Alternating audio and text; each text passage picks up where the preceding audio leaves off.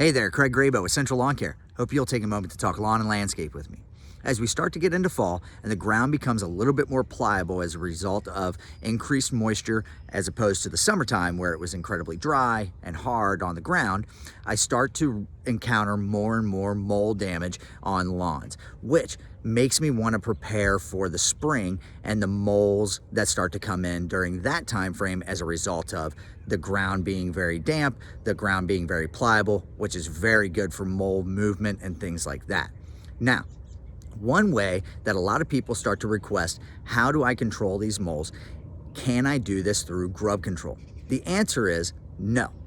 So, can grub control help reduce your mole population? It certainly can, because you're reducing the diet that is in your soil of what those moles are seeking. However, it is not foolproof. It is not something that you definitely spray and then all of a sudden your moles are gone. So we choose to not really go that route. Some customers say, hey, I want to go ahead and get the grub control just as a measure and a tool in my toolbox to go ahead and prevent moles. But I do understand that it's not going to guarantee me that I'm never going to have moles again.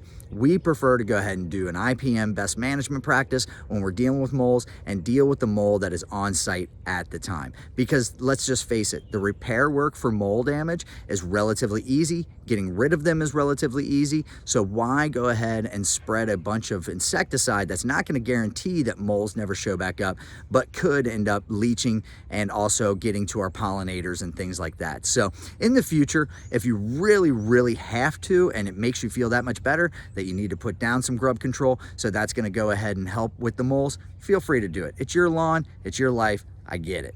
However, just know they eat tons of stuff, and you're not going to wipe out every insect, which is not going to allow moles to come back into your lawn. So why affect the real beneficial ones by trying to wipe out some that may keep the moles at bay? Just take care of the moles at hand. You know, you could do some targeted baits, you could do some traps, you could try those little sensors. Just throw the gamut at them. It'll keep them away.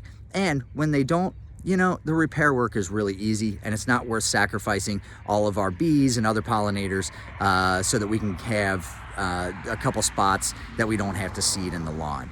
So I really appreciate you taking a moment to talk lawn and landscape with me. Till next time.